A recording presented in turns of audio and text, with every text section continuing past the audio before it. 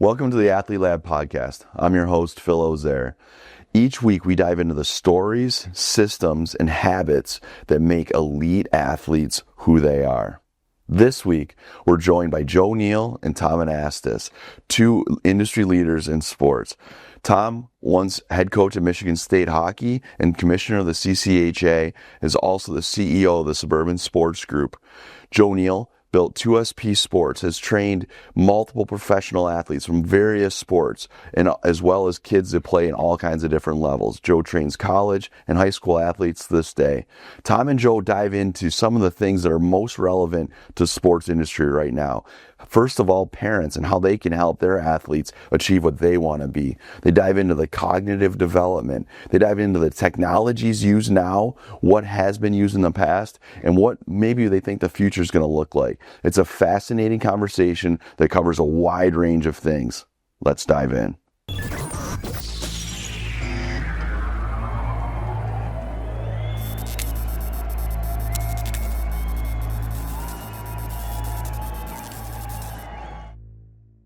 Welcome to the Athlete Lab podcast, where we discuss sports science, athlete development, and everything that goes with it. We're joined today by two really special guests. Tom Anastos is CEO of the Suburban Sports Group, former commissioner of the CCHA and head coach in college hockey, as well as Joe Neal, former professional baseball player and founder of 2SP Sports. So thanks a lot for taking the time to join us today, guys. Good to be here. So Joe, you're coming, you're in the off-season training for hockey, in-season training for baseball. You've got a baseball background. You know, we've got a lot of familiarity with hockey players. So talk us through what your summers look like when it comes to training athletes. Yeah, I think the basis is guys will come out of the season. So our NHL group starts probably somewhere between, let's say, end of March, early April for the first wave. We'll get some Euro guys that come back. Then we'll have our NHL guys come back probably sometime early to mid-May, and the late guys who are in playoffs come back probably sometime start of June. And we'll walk them through anywhere from 4 to 7 phases, depending on how long they're going to be with us. You typically, when a guy sets their off season up, I already know, they'll call me sometime in the playoff push or sometime prior to the end of their last game and say, hey, look, I'm looking to come back, at this date. We'll set up, how many weeks we're gonna go through, and then we work backwards from that. 16 weeks, 18 weeks. I love a 16 week. 4 months. It's a square number. We can put together a good amount of phases in that time and really focus in on what that athlete needs. So I think a unique thing for us is we're always developing individualized programs within our groups. So they can expect that we're going to provide something that's specialized to them within our environment. And, if we have an athlete that's maybe recovering from some sort of injury, maybe it wasn't a full setback, somebody that had to take time off during the season, maybe it was like they got an ailing quad strain, or, they have some sort of shoulder pathology that's going on, whether it be, they had a collision and they had some sort of, compact injury in their shoulder or whatever it might be. We're going to handle that throughout the season. So these guys start at a lot of different places throughout the year.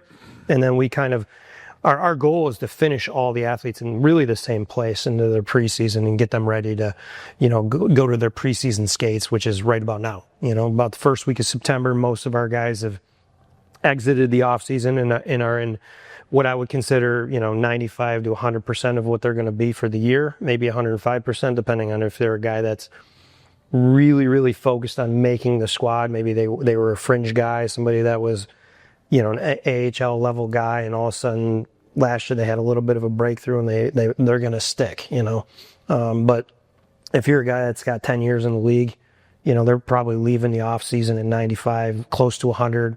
They're going to finish off their conditioning when they get there, but they're as strong as they're going to be for the year. They're as prepped as they're going to be for the year, and they're ready to go. And by the time they're done with the preseason, they haven't exhausted all the things that they need to do, so they're not gassing out at the first couple weeks of the year. I think that's something people don't think about a lot, but that's what our off season looks like for a lot of these guys. And I've been doing it since 2012, so we've a considerable amount of time and a considerable amount of data points that we've looked at over the years to really zero in on what each guy needs. And every time I say that, we've found something new, or we've seen something new. The next thing pops up and we learn something new. So that's how our season goes every year. Nice. So, Tom, hearing Joe talk about all the things that they're doing and thinking back to when you ran the CCHA and coaching at Michigan State, how does it sound like it's really evolved and changed as far as the players' commitment to their individual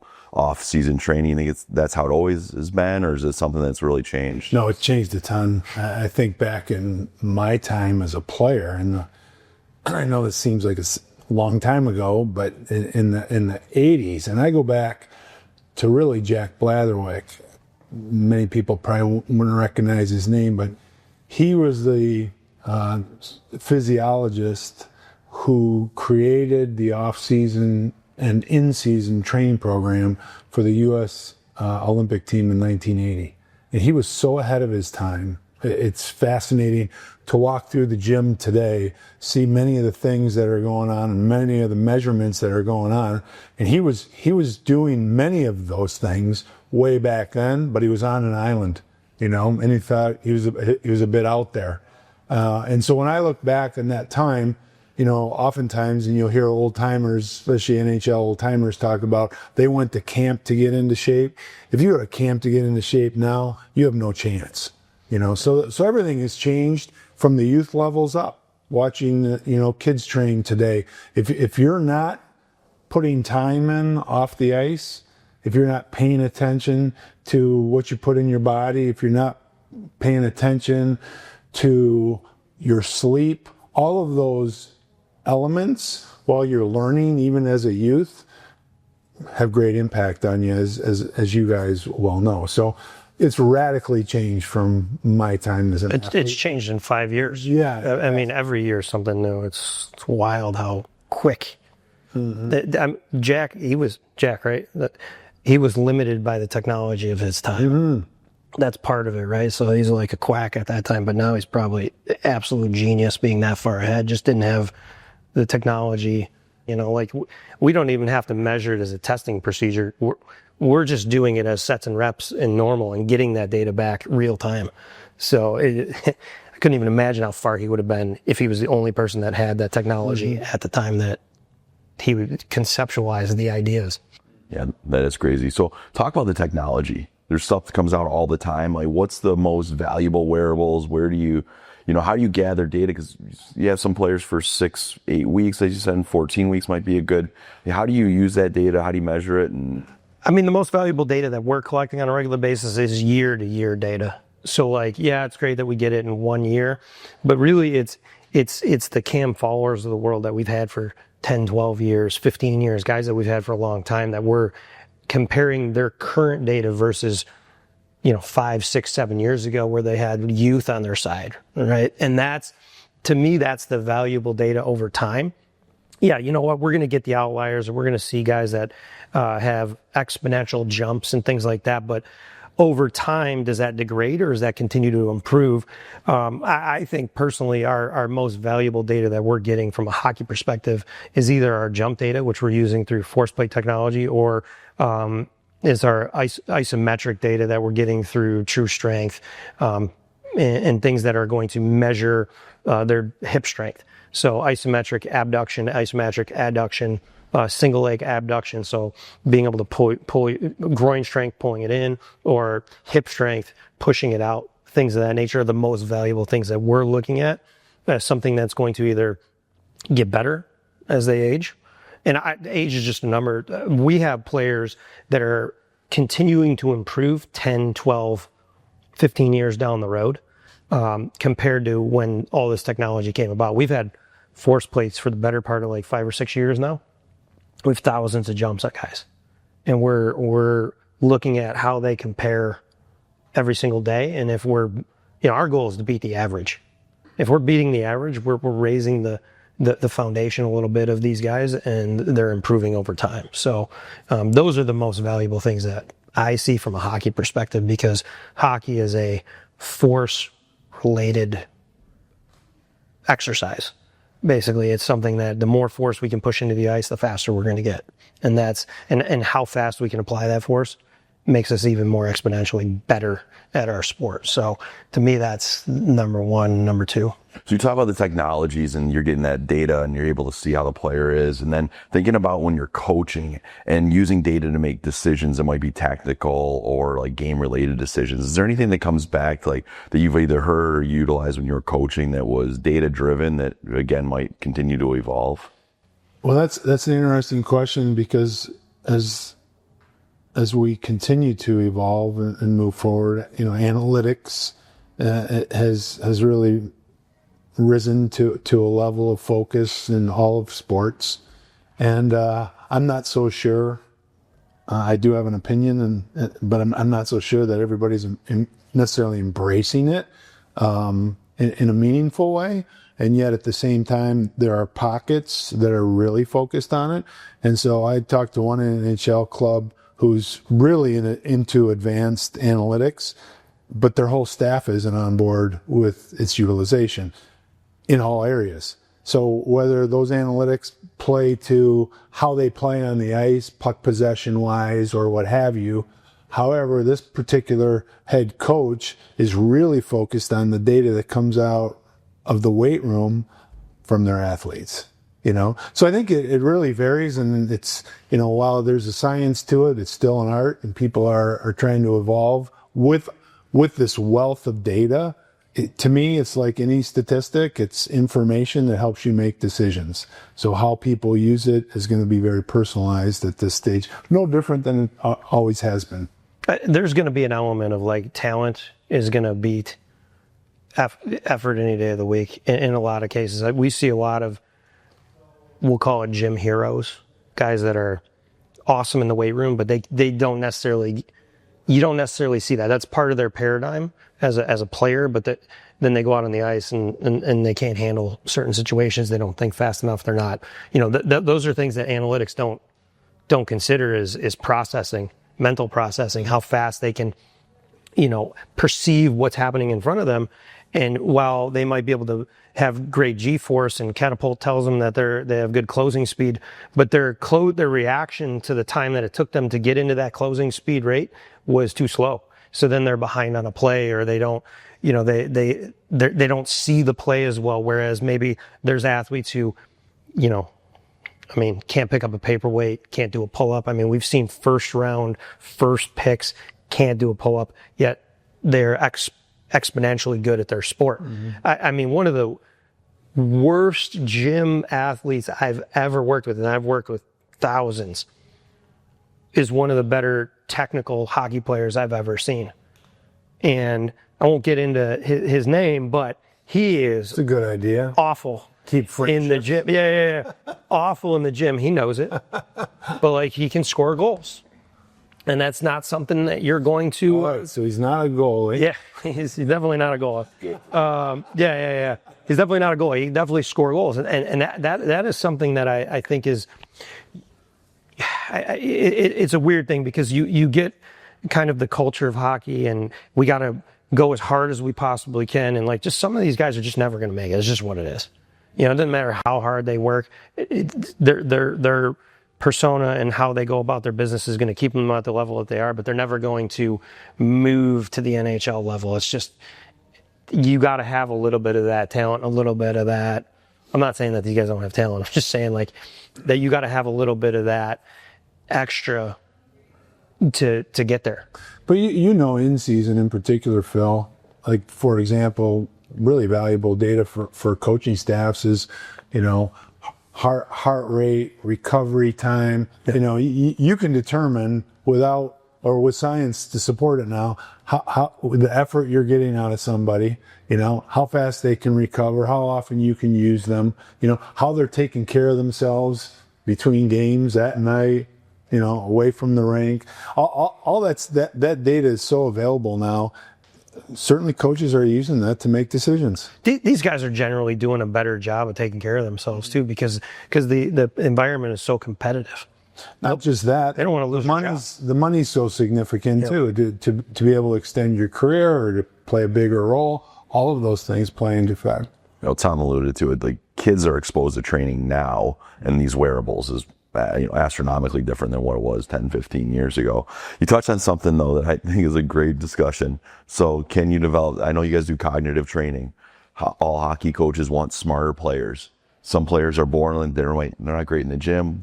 Are they born that way? Can you develop something in the gym, and can coaches develop that sense, that extra thing, and make them better?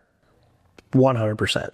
I think that we can develop any quality / trait that's needed from a reaction standpoint. If somebody is reading a play, or they want to see visually, they want to see a wider frame in front of them, that can all be developed.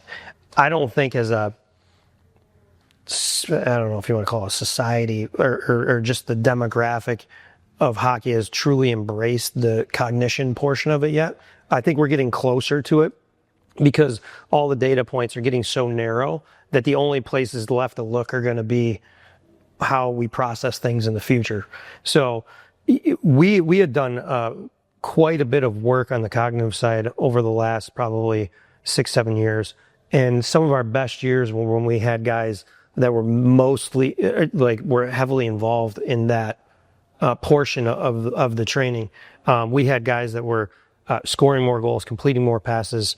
It's just seeing the ice at a wider array. And I had players that were like, how did he even see that guy skating down the ice and making that pass? And I just think from the peripheral vision standpoint, that's something that people don't consider when they're training, that they're only going to see or be effective in a certain range, and that range can be extended or built out a little bit more. I mean, you might not have like Superman vision, but like it can be built onto over time, and then the ability to react. I think on the playing field, whether it's the ice, the soccer field, the basketball court, or football field, whatever it is, I think coaching is getting way more sophisticated than back in the day, and coaches are recognizing. I mean, not so long ago, we had leaders from USA Hockey working with a bunch of youth coaches here in town, and they talked about, essentially, this, my words, creating chaos for kids to learn how to deal with chaos. And our society doesn't help that. You know, there's parents that sit up, they want to see time utilized well organized, structure, you know, and that's considered good. And if you're creating all this chaos, unless they're educated to understand why, which is really a benefit to the kids. And I do think coaches are getting way better at it. You know, it's hard to do that. But we used to tell people, run up to the line, run to the next line, go around the cone, rather than give them the liberty to make those decisions and practice those decisions. So, you know, there's things that can be done off ice with technology today that didn't exist before, and certainly the coaching today, not just off ice, but off field. And certainly the coaching has made huge gains and will continue to do so in helping facilitate that on the field in practice. There's starting to be a little bit of an overlap between things that are happening off the ice and things that can happen on the ice. And as Tom's saying, like, I just feel like these coaches are the benefactors to some of the things that, you know, how you deal with certain paradigms, what you're going to try to implement on the ice that maybe you weren't before because you learned some of these techniques from, you know, whatever you read, and things that are like more readily available, and they're implementing them on the ice that are creating these scenarios. I mean, a long time ago it was just go play, and like everybody just went and played. You know, it didn't matter what sport, and it really doesn't matter. I mean, we could talk about all the sports, not just hockey. Let me ask you this, though. It is today probably more so than ever before, and you have, both of you guys have young kids that are now playing in youth sports. Sports is getting more fragmented, where to compete, you got to almost dedicate your season to a sport. Pick a sport younger than ever before. Are we going to lose an element of athleticism because of the way that continues to move? Because it probably isn't where it's going to end up, but it's moving in that direction more so than ever before. Yeah, my feeling on that is when you watch 8, 9, 10, 11-year-old athletes who play more than one sport, you can see when they get back for the beginning of the season at whichever sport it is, that they've progressed at a better rate than the athletes that either didn't do anything or stayed with the same sport. And there's just the cognitive, I think, just the human nature of being a fresh, different social dynamic, all of those things. But playing multiple sports, everything that I've seen is so obvious in those younger ages. And to your point, those are the ones that oftentimes, I've heard parents recently of 9-year-olds say they've got to make a decision, which is really sad, yeah. So, I mean, I think that there's so much more out there. There's so much more readily available in training and year-round training. But, that multiple sports is training. You're a better hockey player if you're playing soccer and basketball and, vice versa. And I want to get into baseball. I'd be really curious on how sports trains. I think it's easy to look at soccer, basketball, hockey, how that sort of translates in the passing and play awareness. But how does it work in baseball? Obviously hand-eye, well-known, one hardest thing to do in sports. I mean, so my oldest son plays traditionally. He's played baseball the last 3 years, and he's 11. And this is the first year we picked up tackle football. It's been the most exponential growth year that we've had, and we've only been doing it for a month and a half. And just things like grittiness, his visual acuity and what he's picking up around him have become so much better over that time, just in the last probably 6 to 8 weeks. And I count that because in baseball, when they're young, they're only focused on one position. They're not focused on the whole. He's looking to pick up a baseball he's just one perspective, one singular sight line.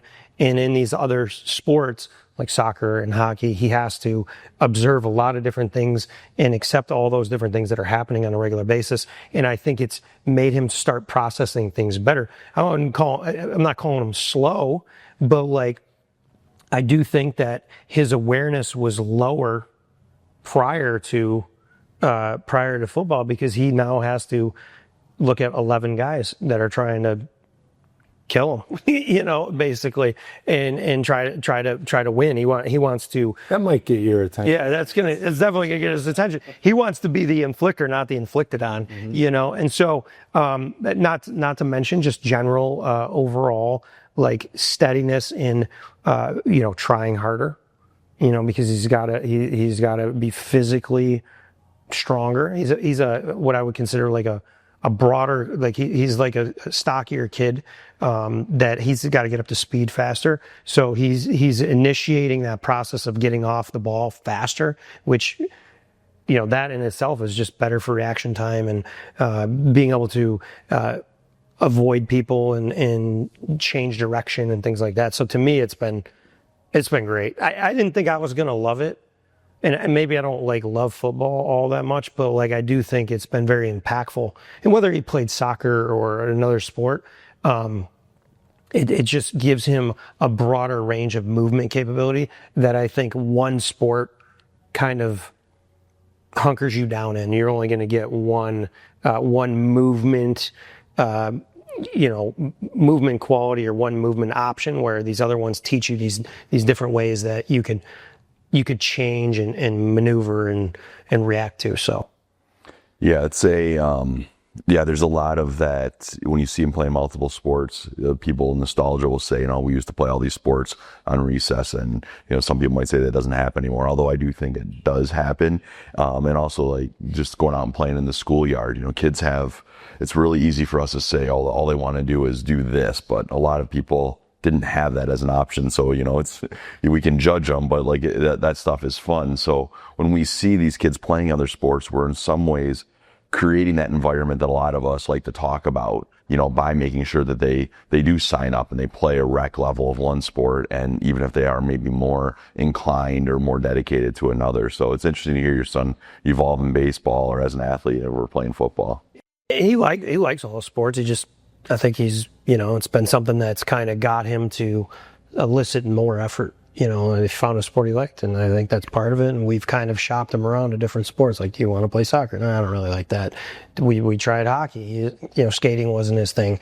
And then, he's done a couple different other options and landed on football. And he's liked the physicality of it. And I think the team atmosphere was a good thing, because baseball is kind of a little bit more individualized. That becomes an issue.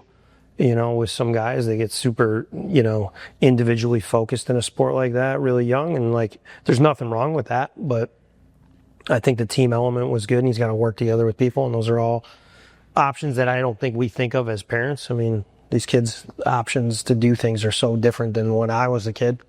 We didn't have iPads, we didn't have Super Nintendo or. Right. Well, we did have Super Nintendo. Yeah, Super Nintendo, we had whatever they play. Yeah. So, as leaders in the sports industry, how can we help? How can we create those environments to increase athlete development? Because that's ultimately going to be better for their long term, no matter what, whether they're playing or just their overall lifetime health. So how can we do that? How can we make it a better industry? I'm going to go to the whole purpose that we built this facility we're sitting in, the athlete lab. The purpose here is to be educational. And the purpose here is to train people. Not just people think of training, they think of the physical side. Certainly that's one component. So whether it's the NHL players or, a Major League Baseball player in here training for their season on the one end, or you're introducing kids, to their movements and, entry-level techniques to start that process and hopefully get them comfortable and maybe being uncomfortably comfortable at a certain point, but also educating them, the athlete at the different age, the parents, on what it takes, because there's a great thirst from parents today, and in my opinion, that's the purpose of this podcast, is to try to access expertise, not just here locally, but around the country and beyond, who can help educate people in different philosophies and what may or may be the right fit for different people in different sports. Because everybody cares deeply about their kids. They want to give them exposure to different things. Most people don't have an expertise in all the areas, if any, and are looking for good quality input. And so I think this facility and this podcast can serve as a great platform for that purpose. One of the problems, we're talking about training the kids, but really the parents are the ones that really need to be educated. And as we go through this 5 year into our 5th year now project, we find that we got to keep trying to get to the parents, because they really don't know what they want. And part of it is we can supply good training and high quality information, but we really have to adapt to the new age parent. I'm not a new parent. My kids are 11, 10, 9, newer parents, they seem to have a lot of things going on too, and so we have to figure out how to get in front of them better. We have to figure out how to inform them on what they should be doing. We have to figure out what times work for them and how it fits into their schedule, because there's only so many hours after the school day, particularly this time of year, that we have to figure out how to adjust to being able to get in front of their children also. And that's a challenge in itself, in the parent world, getting them here and, telling them what they need and then actually training them takes time. So to me, I feel like that's an ongoing challenge, because I feel like the hours keep condensing as the years go on. Not to mention the challenge in building trust and confidence, because I know in many things in my life, oftentimes I don't even know the right questions to ask to get the information, so I don't even know what I don't know in some instances, and I'm sure that affects many people, and in this case with their kids, something so precious to them, to have a long-term vision of a potential outcome, what do you want to get out of their experience in athletics? What physiological development, mental development, social development, all of those. It's hard to look long-term because everybody's measured today, and everybody's measured on the scoreboard. It's very difficult. It's a very complex issue around it. And the parents, like, I feel like for me, I sit in here and what do I want to get out of it? My kids have been around competitive sports their entire life based on just my job. However, I don't think they're like overly competitive personally. I was much more competitive as a child than they'll ever be. And I don't know if that was just based on time, what I had in front of me. I was out, I stayed outside until dark, played as many sports as I could. They don't have that same interest level, but the one thing that I want to get out of it is I want them to be passionate about something. I want them to work hard at something, because I feel like outside of sports, in the world that they exist in, there's not a lot of things that like they have a reason to be passionate about or work that hard with the exception of maybe school, which, I mean, I haven't met too many children that love school and they're like, hey, I want to be here all the time. To me, I want them to learn a lot about competing and being passionate about being better at something. Whether they end up being amazing at sports or not, I don't care. It's not like my number one goal, but I just want them to work hard. And I think it's an easy environment to, especially the environment that we create on a regular basis, it's an easy environment to have some measurables that are going to say whether you're improving or not. And those are the things that are going to be the feedback that kind of build the backbone to that competitive level, and things that are, going to entice the parents to say, hey, look, I want to stay at it, and hopefully entice the kid to want to stay at it. Although over time, I think it's been less cool to be strong and physically fit over the years for kids. It's not as important as maybe it was maybe 20 or... Really? I really, yeah. I mean, it seems weird, but like, I had a kid on a JV hockey team last year that was literally the weakest kid I've ever seen in my entire life at the age that he was at 15. I mean, he couldn't even pick up his like 95 pounds off the ground. And I was just like, man, wow. Like, you're competing in a reasonably good school for hockey, yet you can't pick up a bar with 25 pounds on each side of it. And it just seemed uncool to me to be strong. And I was just like, well, how is this even happening? Especially in what we would consider a higher level sports school. It exists, It's weird. I've said that to a number of our staff before. Like, I just feel like we have to instill the fact that it's cool to be strong again to a lot of younger kids. And we might not see that at the AAA hockey level on a regular basis, because we're seeing the 5% that exist that probably for the most part want to do something with that. But like, if you trickle it down, to the next 10%, they play their sport, but it might not be as important to them. And so they don't look at that as part of the culture to be better in the weight room and in preparing themselves physically to get better on a regular basis. I think it's very uncommon.